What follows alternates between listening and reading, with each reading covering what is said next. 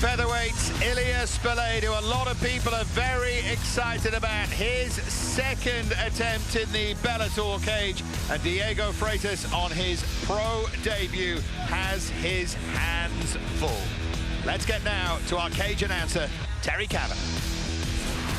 Ladies and gentlemen, we are ready for 3 rounds in a featherweight contest. Introducing first, at fighting out of the blue corner, standing at 5 feet 8 inches tall and officially weighing in at 144.2 pounds. Tonight, making his pro debut inside the cage from Miratejo, Portugal. Please welcome Diego Freitas.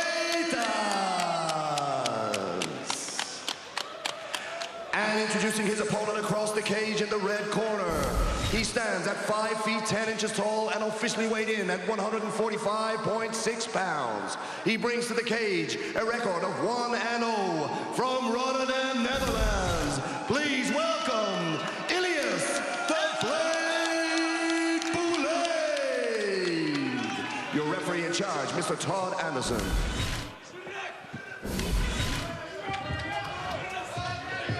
Ilias Bulaid then in the red gloves against Diego Freitas on his pro debut. And Josh, I know you are very excited by Ilias Bulaid.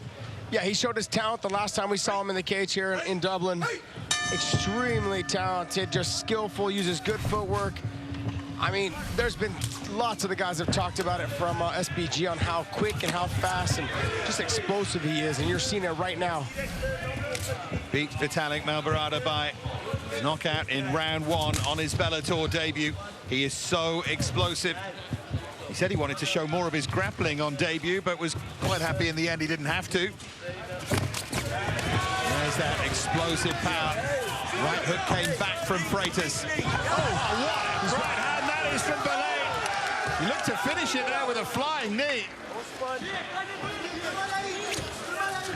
Really good shot that was. Yeah, he threaded the needle right there with that little uppercut.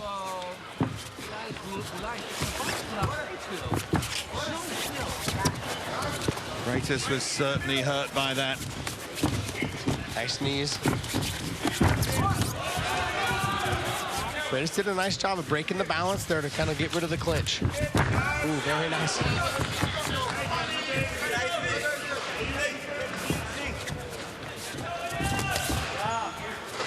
Both guys extremely talented on the feet.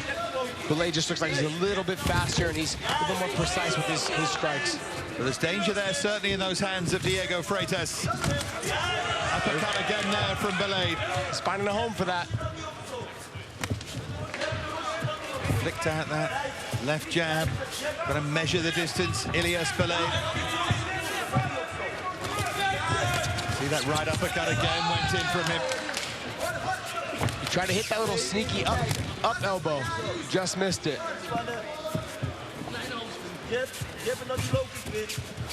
Former coach of Diego Freitas, one of the great Portuguese kickboxers, Ronaldo Silva. Freitas does feel that he's from a very special team of what he describes as unknown fighters. To test his skill, though, against a talented, talked-about fighter in Ilias Bulaid.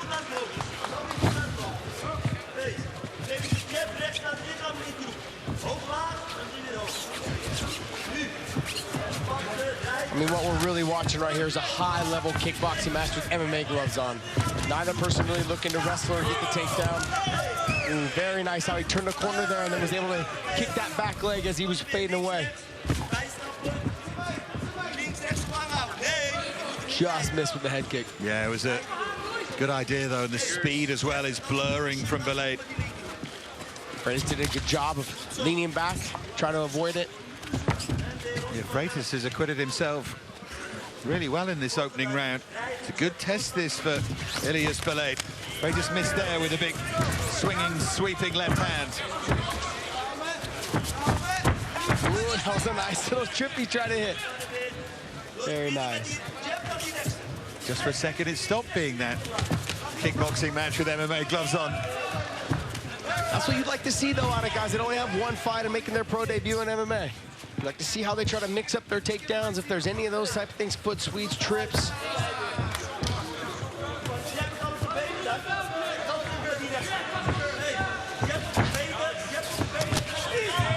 to load up that right hand, Bulaid. Connected that time. A little up jab or uppercut.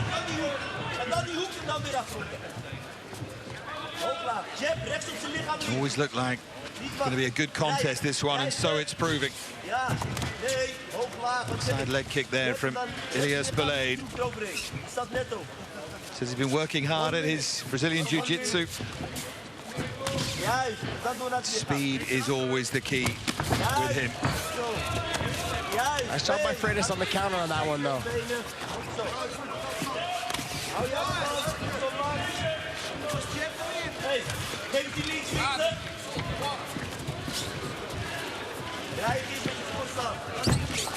I feel like they're so fast. Every time I get done explaining what they just did, they've already thrown 3 or 4 more combinations. Yeah, it does have that feel, doesn't it? Look for that uppercut again there, Bulaid. He just tried to go to the body there, but then he finished with that leg kick. That was nice. Yeah. Many people I spoke to didn't think this would last even half of a round. We're going to get to the end of the first round here, unless something very dramatic happens. Bulaid hurt Freitas certainly in the early moments, and Bulaid's piling on the pressure at the end of the round, but Freitas is tough, comes fighting back. Very nice exchange on both guys.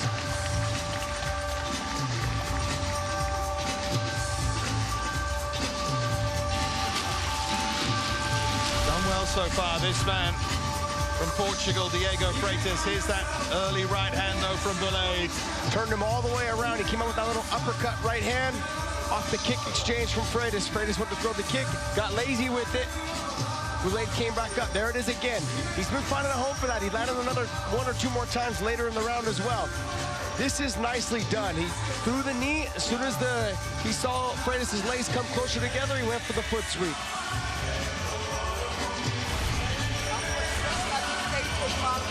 Needs to stay calm here. Running out of the SBG in Utrecht and SBG Ireland.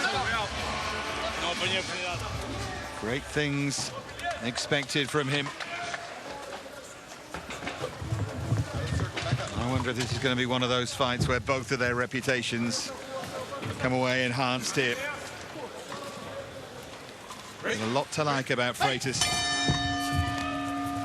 Bulaid then in the red gloves against Diego Freitas in the blue. I mean, realistically, this is a win-win for all the fans that are here and for myself, because I'm sitting front row. Exactly. It's a beautiful fight. I almost feel like I'm interrupting it with my conversation. Never, Josh.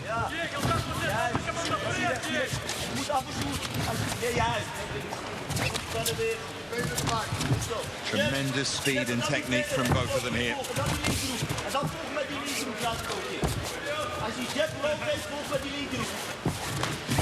That was very nicely done.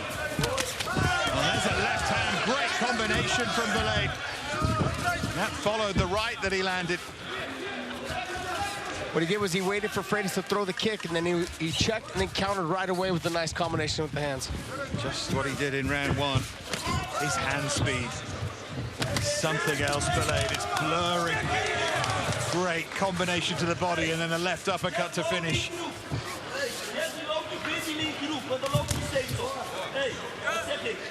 Is he going to make Freitas unravel here in round 2?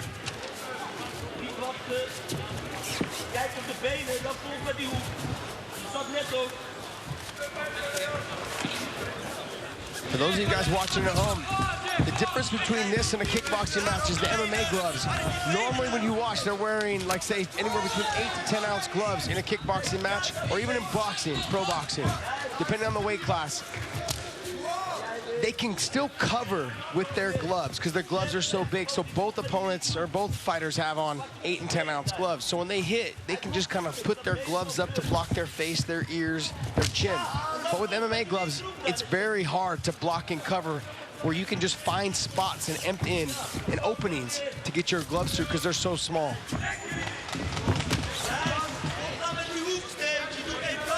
That's what can make fights just turn on a sixpence as well. Those 4 ounce gloves. do damage very, very quickly. Kick there from Freitas this time.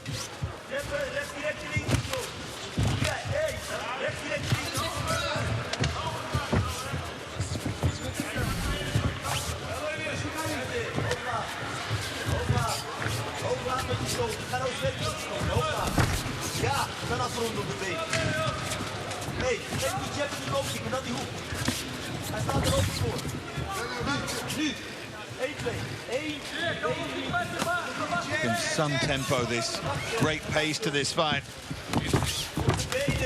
Freitas said that this is a 50-50 fight. It looked that way in round one. Bulaid is just starting to take over a bit in round two. He's certainly looking the more dangerous.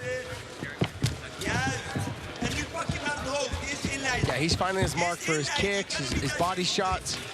He hasn't landed really anything clean except for in the first round with that nice up right hand uppercut. I want to say uppercut, but it wasn't really an up jab. It was. We all know what you mean. That's the main thing. That was a nice straight right hand though by Freitas. Laid back to the body with the straight right himself.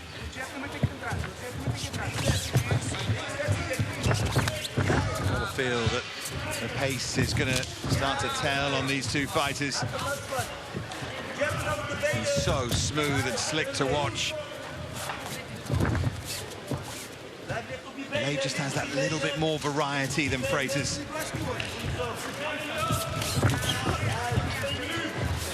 Both guys are phenomenal. You're watching world-class kickboxing right now in MMA gloves.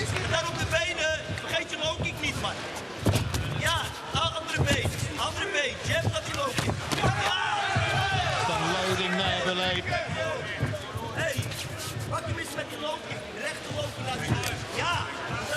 You pay a fair bit to watch both of them. As you say, we've got a ringside seat.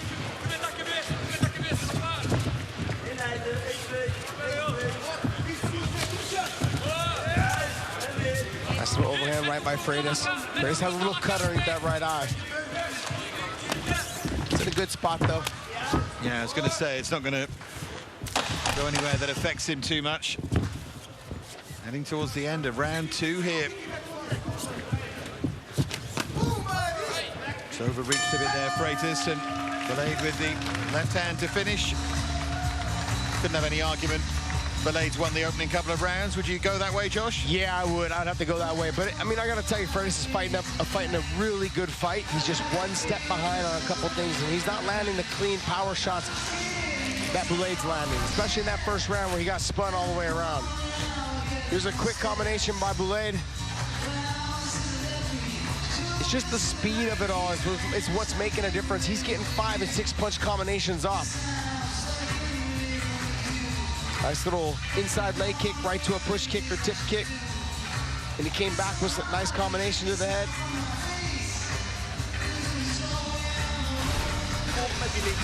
Yep. Bulaid learning plenty. Spars with Melvin Manhoff, who was here tonight. Promised a crazy pace tonight, and he promised a spectacular finish. He's given us the first of those two. Freitas, born in Caracas in Venezuela, 15-month-old daughter, and he said it's about putting food on the table for his family, for her. These two are going to be very watchable as their MMA careers develop.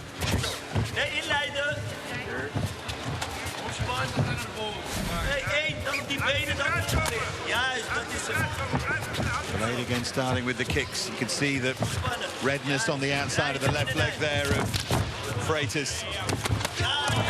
Look at the power there from Bulaid. Just unloading those combinations. I wonder if he feels if he steps up the pace here, he can take Freitas out, but right hand from Freitas.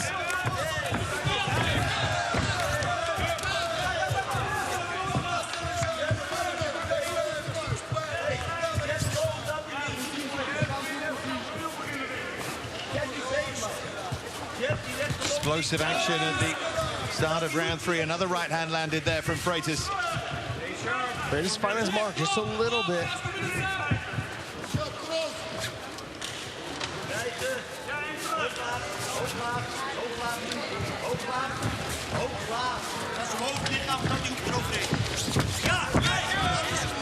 Little flurries of punches and kicks from Bulaid. It's going to be horrible for both these guys to walk tomorrow. That's all I can think about. They're going to have a hard time walking out of here. They're going to have a hard time walking for the next day or so. You see the watching on television, the marks on that left leg of Freitas. That's where it's most evident. I would like to explain to people at home that 1 or 2 of those leg kicks for the average person, they would be done walking probably for a week or so. And so the fact that these guys are taking as many as they're taking is so impressive. I mean, even top-notch fighters, you know, 3 or 4 good hard leg kicks, maybe even 4 or 5. Like that one right there. I mean, we've seen fighters just basically try to switch their stance, and just every time they get hit, they get sit to their butt. I mean, these two are really just taking it on the legs.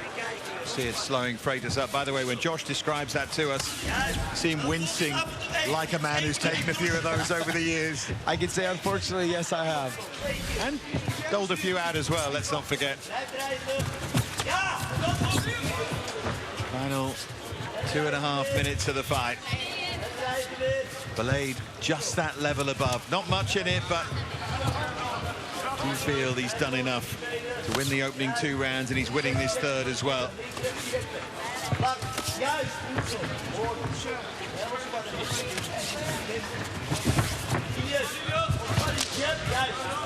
One of those vicious leg kicks. Oh, shoot for the takedown. Well, that took Bulaid by surprise. He waited for the right opportunity to get it. I want to see now what he knows on the ground. Can he get the pass? This one he started to learn Brazilian Jiu-Jitsu at the start of the year, he said. Just playing around before then, so let's see. Well, we haven't seen Bulaid's Jiu-Jitsu, so it might be more than Bulaid's. 6 weeks more.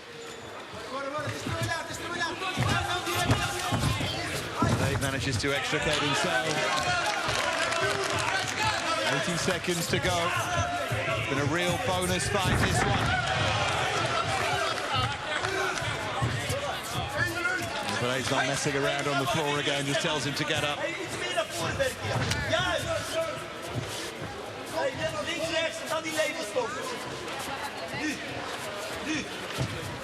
And they've done their gyms proud, their families proud, and themselves proud here, these two.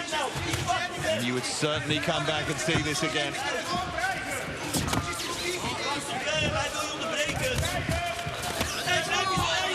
Nice combination right there by Freitas. Hit him with a nice little jab, and it came over the top of the right hand.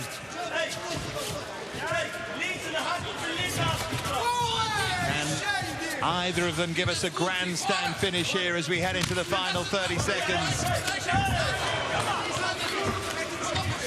Off the kick, got him moving backwards, and then threw the spinning back kick.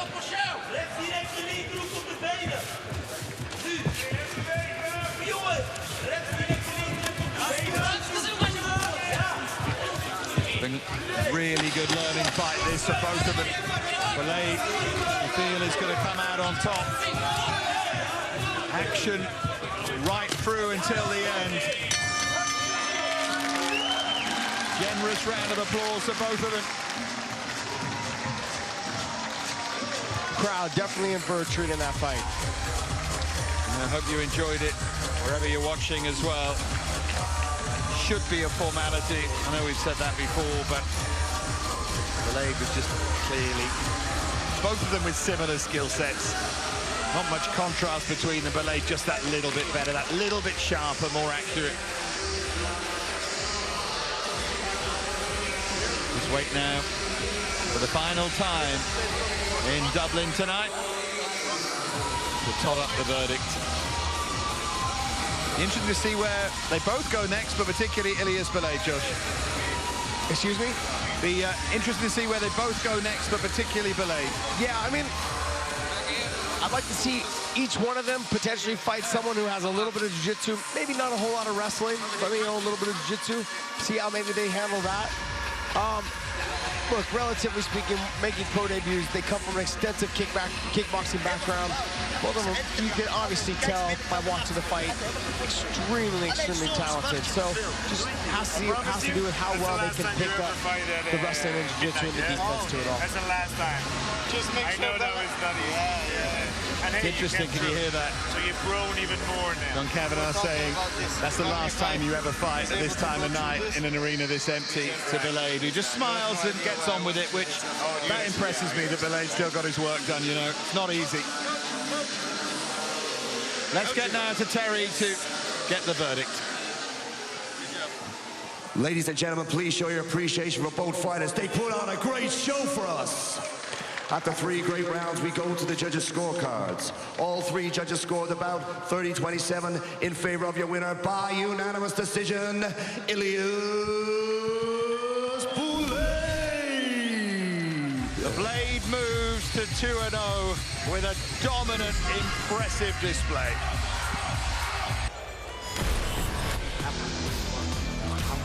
Will Fleury and Justin Moore, then Fleury looking to bounce back from that defeat by Norbert Nevenyi. 5 years, the younger man, significantly the taller man, and look at that reach advantage too that Will Fleury has. This one should be explosive. Time to get now to our cage announcer, to Terry Kavanagh. Ladies and gentlemen, once again, we are ready for 3 rounds in a middleweight contest. Introducing first, fighting out of the blue corner, standing at 5 feet 11 inches tall and officially weighing in at 185.8 pounds. Bringing to the cage 9 wins and 4 losses from Bournemouth, England. Please welcome Justin the Gorilla Moore. And introducing his opponent across the cage in the red corner. He stands at 6 feet 3 inches tall, officially weighing in at 184.6 pounds. Bringing to the cage a professional record of 6 wins and only 2 losses. Fighting out of Care Tipperary by way of Dublin, Ireland. Please welcome Will Fleury. Your referee in charge of the action, Mr. Todd Anderson. So, atmosphere just moved up a couple of notches because one of their favorites, Will Fleury, who you're a fan, will recognize straight away, but he's the man in the red gloves up against Justin Moore. 35 years of age now, but he has won 7 of his last 9. Lost to Charlie Ward. His Bellator debut last June. Justin Moore. Fleury also lost on his Bellator debut. He's 2-2 now, but the performance I think everyone has been talking about was Norbert Nevenyi. Fleury was outthought and dominated by a significantly younger man. Nevenyi Jr. is a completely different style than Justin Moore, so stylistically, I think it was just a bad matchup for Will Fleury. This is a fight I can see being a little bit more up his alley. Here you go, nicely done with that combination. Up on the neck. For the start here. Digging in those hips. That's in tight. Oh, you let go of the grip, but that was in tight. Lock the hands, nice takedown. Fleury here has started like a man who is determined to make amends, to make a statement. Those hips on the mat. Join your hands, hold through. Okay, the head's going to come out. On a night, James Haskell will be here, ahead of his Bellator debut. Will Fleury, of course, a rugby player himself, played semi-pro. And with that, of course, comes that physical strength that he so evidently has.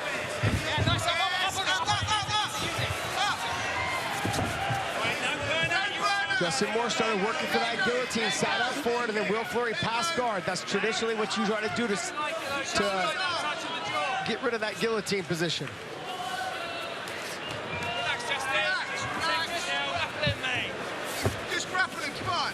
Fleury said that Moore's got good strength, good gas in the tank, but no technique, and that he was going to expose that. come out really charged and pumped up here, Fleury. Bring your left arm back through, Justin. On his jaw, on his jaw. Again, short elbow, Justin. That's nice. There's little short elbows there from Justin Moore. Trying to do a good job here from the bottom against Fleury. Little shot, Justin. Little shot. Little shot, yeah. You can work there, mate.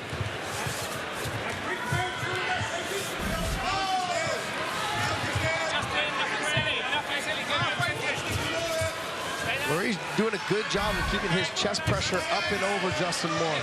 Then he reaches there, see how his left hand's kind of like grabbing 2-on-1. Looks like he's trying to get the hooks in. He's a little high right there, falling off the back. Back to their feet they go.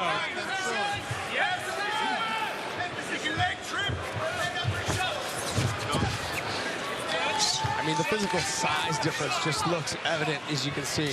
Will Fleury's just a tall mountain of a man. Nice knee right up the gut. Yeah, there's that physical size difference again. If somebody's that long and tall and they're able to just drop down and lock their hands underneath the butt, it makes it a lot easier for you to lift and put them down.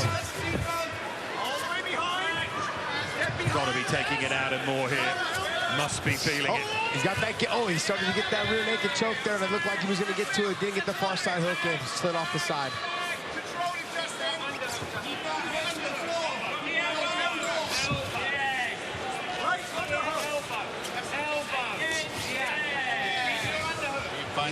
Notice how I talked about earlier, Justin Moore's got that far side underhook, was kind of able to keep him down. Now he's working on that guillotine.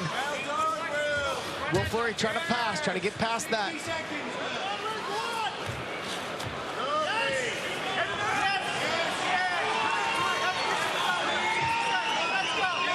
Fleury really winning the exchanges and the scrambles right now. Every time Justin Moore tries to get to a position, Will Fleury's able to kind of beat him from there. There he goes, got that side choke in, falling off the side. There's the tap. Back with a win. And there's a big sigh of relief there as he got up from Will Fleury. Big smile on his face as well. So important for him personally to do that. Feels like he's a man on the up again. It's a real load off your chest, knowing that you've got your first win now in Bellator.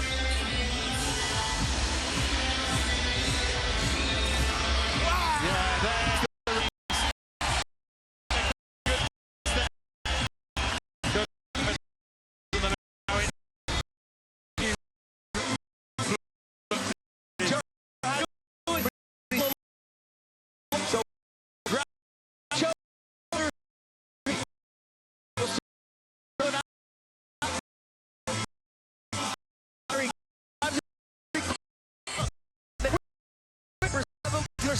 falls off the side. By then, Justin Moore was tapping.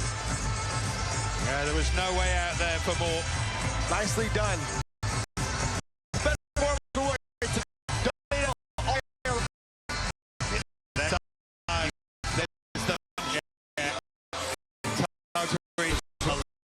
Make it official now with Terry.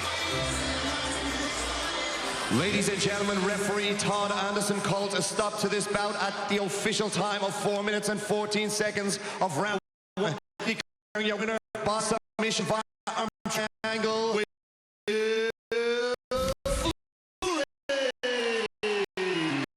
Fleury goes to 7-2, and most importantly for him, starts winning again.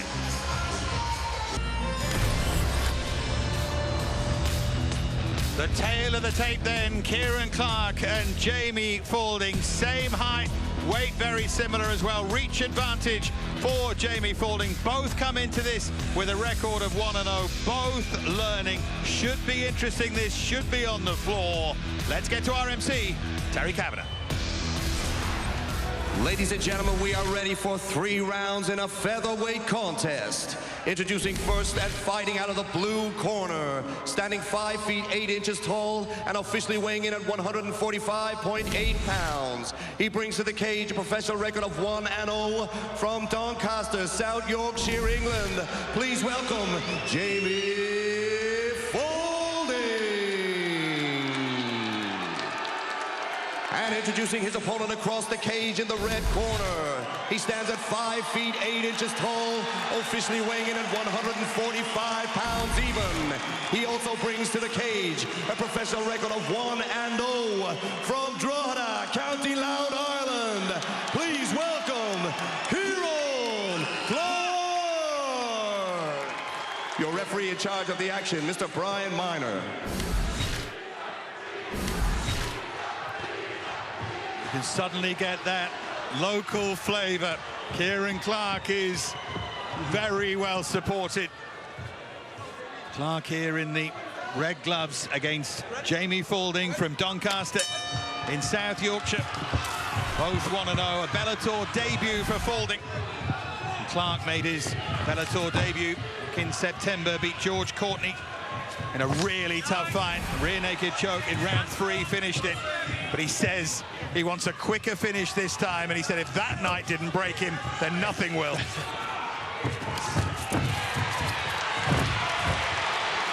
Exactly where Clarke wanted this fight to be, right on the feet, right off the bat. Got to make sure he starts trying to pass, get around those legs so that guillotine doesn't get in there. Nice job of getting the sweep by Faulding. Yeah, it's a really thoughtful start, this, from both of them. Two very intelligent fighters. Good technicians. Clarke doing what we call the lockdown on that left side there. That's a Eddie Bravo type technique where you kind of lock them down so they can't really move inside the half guard. He's trying to utilize that to stretch him out so he can maybe dig in his underhooks. Wasn't able to get there successfully.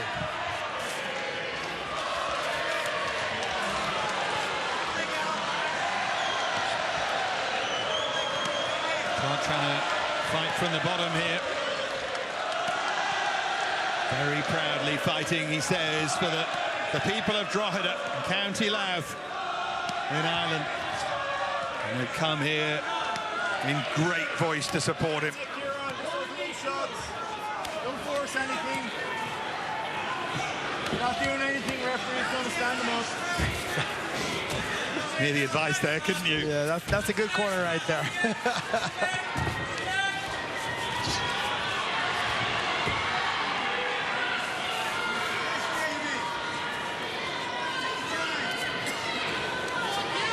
Full guard if you want. The position of Faulding right there. See how he has his knee across the hip there? That's going to make it easy. Now he's kicking that top leg to try to get that other foot through. He's able to kind of guide it back over to three-quarter mount. But he's still stuck in that three-quarter mount half guard kind of type position. Faulding had to work so hard, didn't he, to even get that shot away. Yeah, but what's keeping Clarke on the bottom there is that far side underhook. So see how the right side of him is, he's got the underhook on Clarke. That's what's keeping Clarke on the ground. Beautiful transition of the armbar here. He's got to get that left knee up. He doesn't need to throw the left leg over. He just got to get the left knee up and start squeezing and pinching his knees together. Faulding won his only other pro fight by an arm bar in round 1. Oh, he's got it free. He's got it free. Clarke doing a good job. See how he pushed the leg down now? He's got that leg trapped, so it's harder for him to get that arm bar. Finish that he looks for, though, isn't it, Faulding? Obviously, the crowd like that, though, from Clarke. Nice reversal, though, by Clarke. Nicely done. He's got to get heavy on the hip. See how he laid flat there for a split second? He's getting heavy on the hip to kill that hook guard. Don't pass. You don't pass. All right, 2 minutes to work. So see, now the roles are reversed. You have Clarke on top, but that far side, that left arm, is that far side underhook.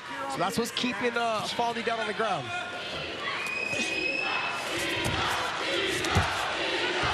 You can see the physical strength of Faulding, though, is his legs seem to be very strong. He likes to hit that hook sweep, try to hit that elevate sweep.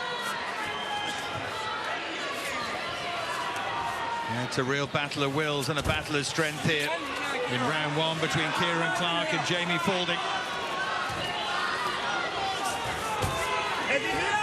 That was nicely done by Clarke as well. Faulding had the butterfly guard, and then Clarke switched his hip a little bit. See how he's smashing that hip down.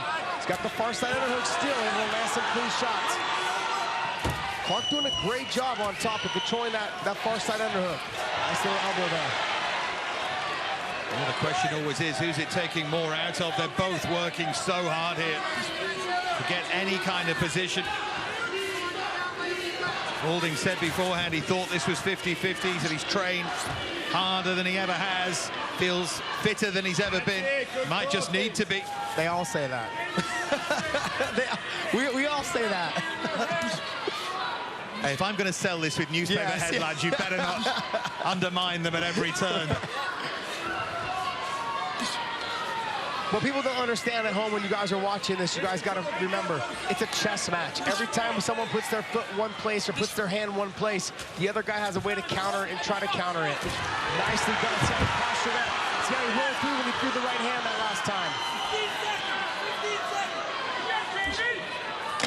Heading for the final 10 seconds of this opening round, as Josh says, a real chess match.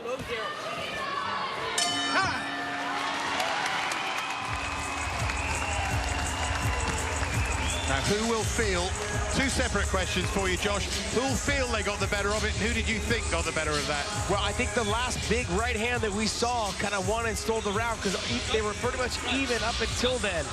And then I would say Clarke, though, finishing the round strong. When refs look, or judges look back at it, they think to themselves, that's the last thing that I saw. I saw that guy land a clean right hand type ground and pound strike, and he was able to dominate the top position. So I think if I'm going to give the round, I'm going to give it to Clarke.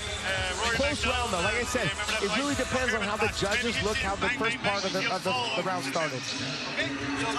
Let's respect that.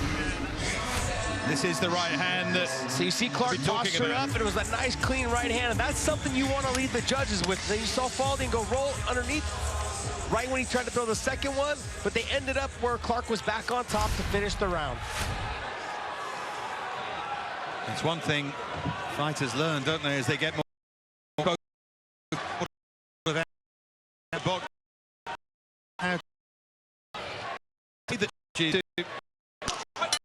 impression close and on it from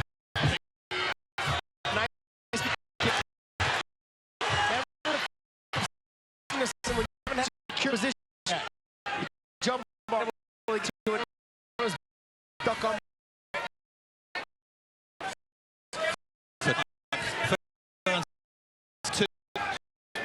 the main.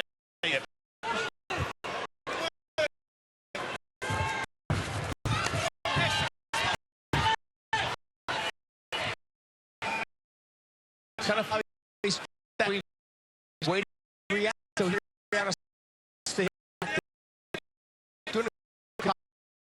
stay busy.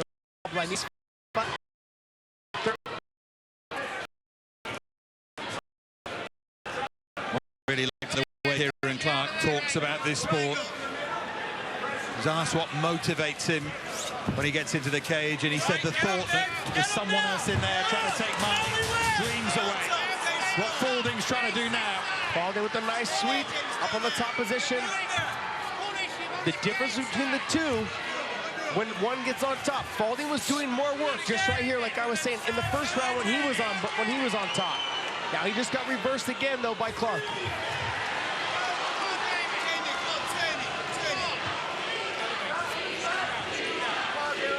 This has been grueling for both of them to this point. It's exactly what they expected and what we expected, I think.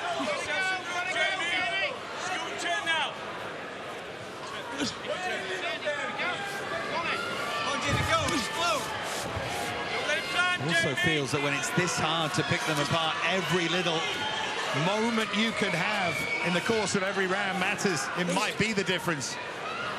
So what I call is Clarke right now, he's on top. You see how his right leg has Faulding's left leg stapled down to the ground. So his shin and his foot have it trapped there. He's able to get it free now. But that right there keeps your opponent locked down from that bottom position. He's trying to do it again. Here he goes. He's got that top leg crossed over the bottom leg, so he's stuck in that position so he can land some clean ground and pound like you're seeing right here. He's got to get busier with it. He's just not throwing it. He thinks every shot's got to be a hard, solid shot. It doesn't. He's got to be busy. Light, sometimes hard. Light, sometimes hard. And when a clean one lands, you see them get hurt a little bit, then you go for more. And even if you're not doing damage, the key cumulative effect of landing and wins you the round, doesn't it? You're working from a strong position thing again. Yeah, but I went through the same phase when I was a young fighter as well. I was always looking for the perfect shot, and it never came, you know? And then I learned as I grew as an athlete, as a fighter, I realized that if you continue to touch them and touch them and touch them, the clean shot opens itself up.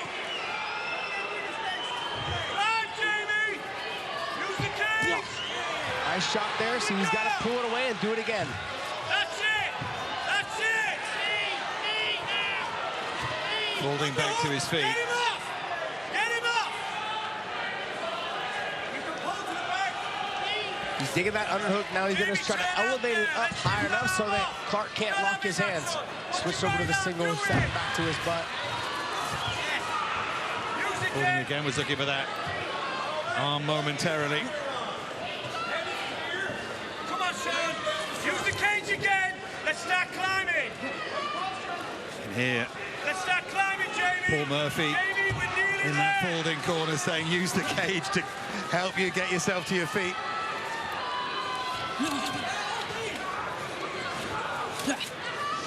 Jaime, let's get up. Let's use the cage.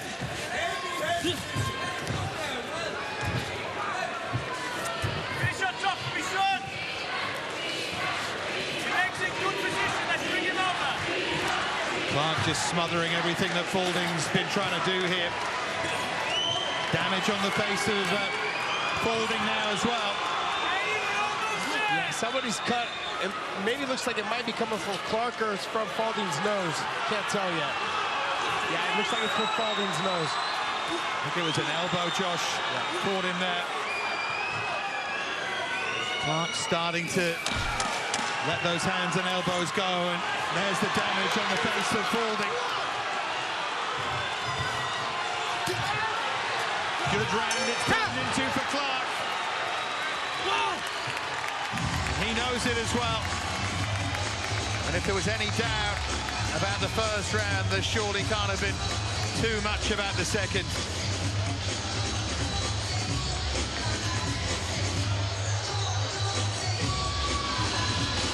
They're already working on that nose, as you can see, of Jaime Faulding.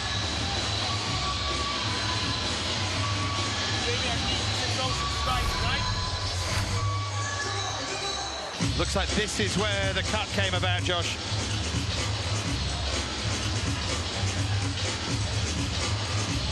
Yeah, you can't really tell that anything lands clean, but sometimes it's the ones that just graze the tip of your nose that cause you to get a bloody nose.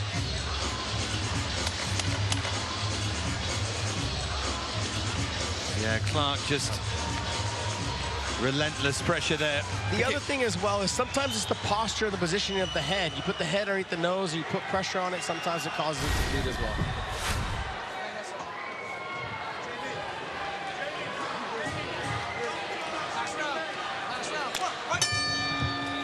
Third and final round. Much respect between Ciaran Clarke in the red gloves and Jaime Faulding in the blue, and Clarke went for the takedown straight away. The conditioning is a factor. You can see right off the bat. When you're on bottom, you're carrying somebody else's weight as well as your own and trying to elevate and trying to fight and get them off of you. And the more you fight, the harder it is. It's like quicksand. It just gets harder and harder as the fight goes on. Described himself, Ciaran Clarke, as someone who can put pace on an opponent, and that's what he's done here. Put him under constant pressure. He's got some engine as well. He's got to scoot it. He's got to sit up, like post his hands on the mat, scoot his back flat to the cage, and start trying to get his feet up underneath him so he can get back to his feet. Now, granted, it's always easier said than done.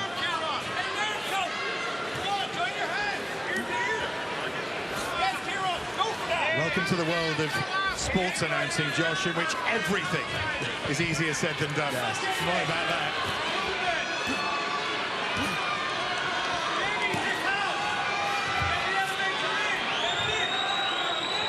See Clarke trying to work his way all the way over to maybe potentially get that side choke. Wasn't able to get there.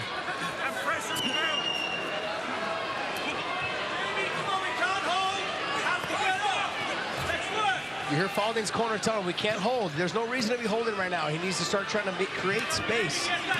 Just holding him here. The ref is, I can tell you now, I know this ref, he will not stand them up for a situation like this where Clarke is doing work on top. Jamie, the space there, son. That's it. Faulding is looking tired.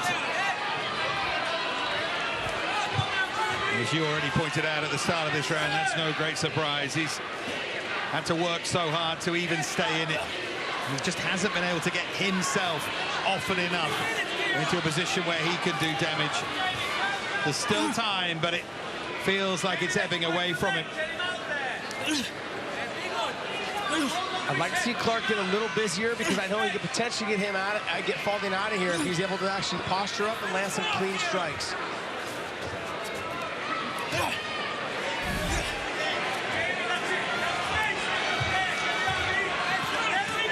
There they are right there.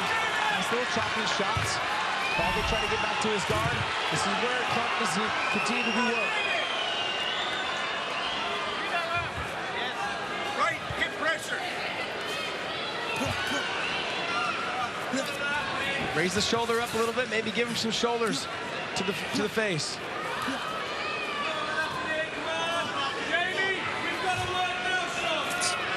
Telling him in his corner, Faulding, that he's got to get out of this position now. Yeah, it's pointless to hold. Never, really. It's pointless to hold from the bottom position. It's also pointless to really try to land clean strikes from the bottom as well. They don't have the same effect as if when you're standing over someone and using all your weight to land those strikes. Oh, he's the cut elbow open there from now. Clarke. Even more damage to that nose. That looks like a potential cut. I can't see from this angle, but Faulding looking up at the big screen, and he probably won't like what he sees, I'm sure.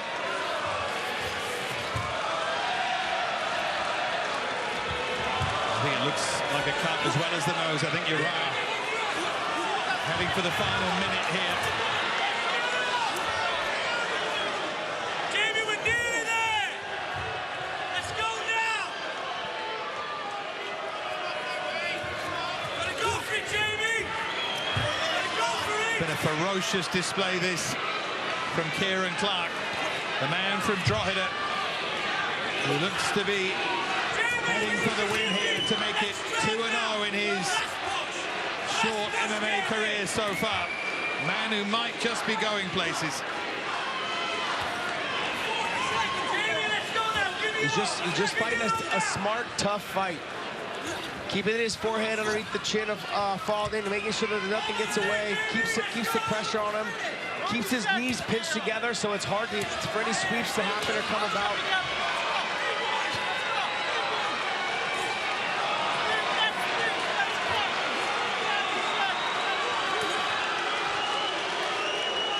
You look at pictures like this and you realize what a tough sport this can be. Faulding still looking at the position that he's in. Clarke grinding all the way to the end, and surely grinding his way to a win, a convincing one as well.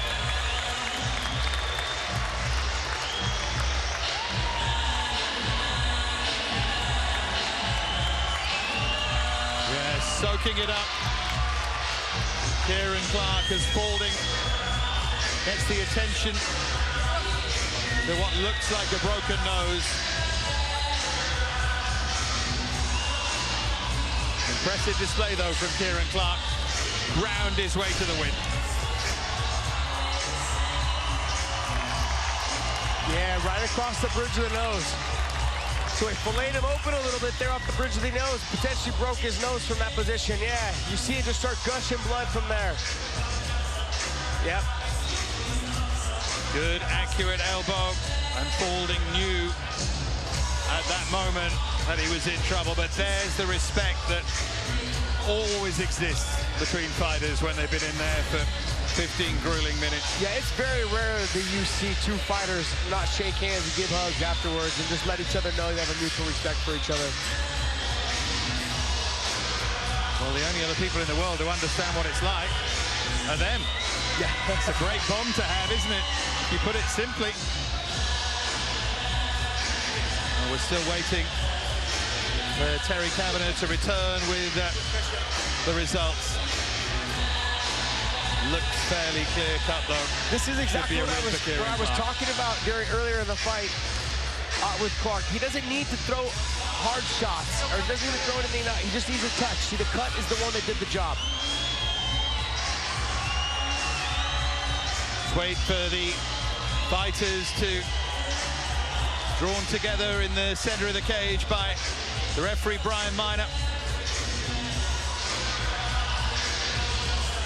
Here they are again, that great mutual respect. And let's get now to our MC, Terry Kavanagh. Ladies and gentlemen, after 3 rounds, we go to the judges' scorecards. Judge Mergliotta and Judge Crosby both scored about 30-26, and Judge Roberts scores about 29-27, all in favor of your winner by unanimous decision, Ciaran.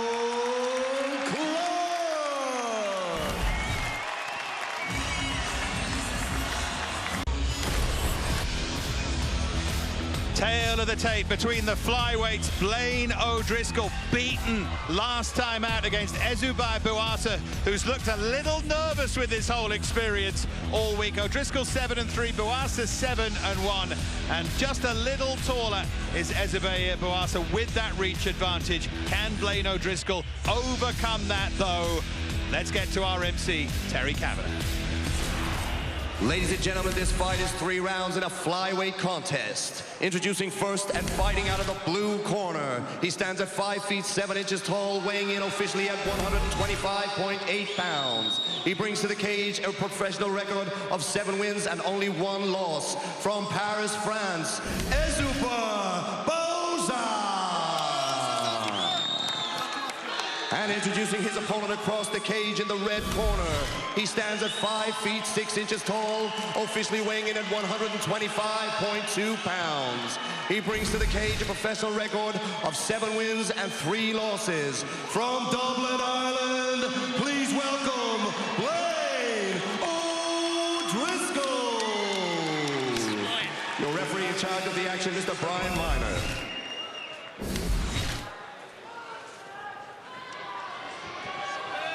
Well, Brian Miner will call them together. It's a big night, this, for Blaine O'Driscoll. The Dubliner in those red gloves tonight. Lost on his Bellator debut against Jake Hadley. And that was something of a surprise for the flyweight. Much more was expected from him. Great trainer. John Kavanagh says he's an absolute dream to train. Talking to a few people cage side earlier on tonight, the feeling if Blaine O'Driscoll doesn't win this against Ezzoubair Bouarsa, and you wonder where he might go.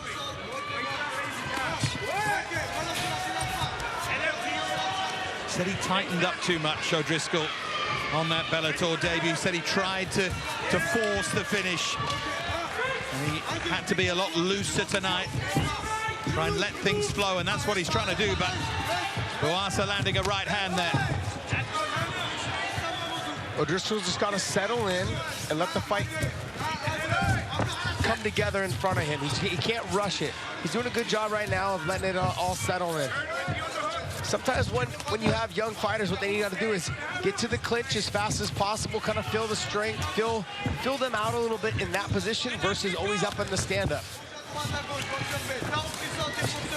Another thing, quite simply, that O'Driscoll said is apparently looks great in the gym.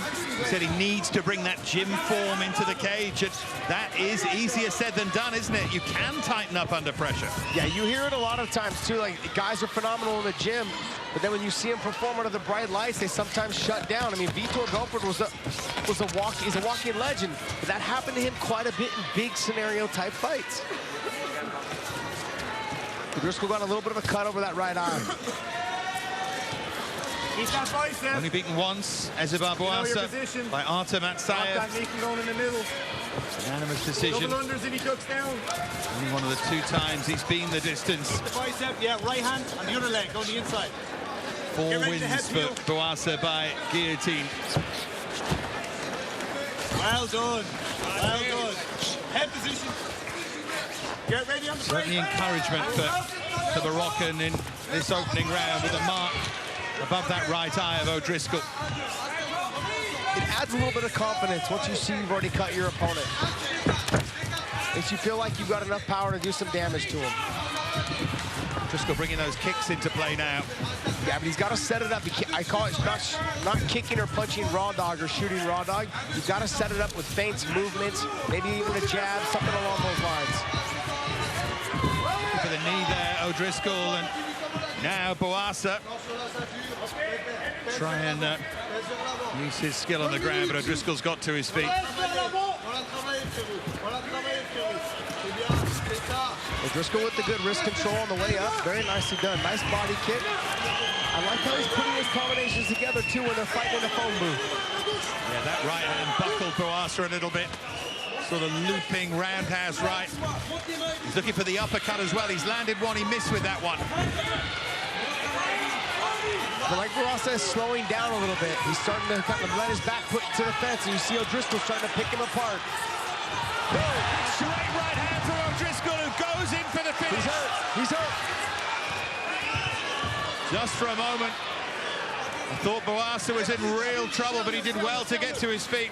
He's still hurt. He's not fully recovered. He's here right in front of us. We can see his legs are still a little wobbly. He's looking up at the clock, too.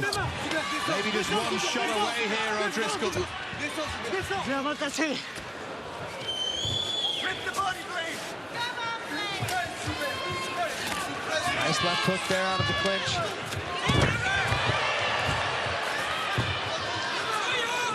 To pick his punches. O'Driscoll and not rush in. Uppercut again, and then nice body shots. Great body shots right there. And Bouarsa down again. And it's over. It's a big bounce-back win for Dublin's Blaine O'Driscoll. And boy, did he need that tonight.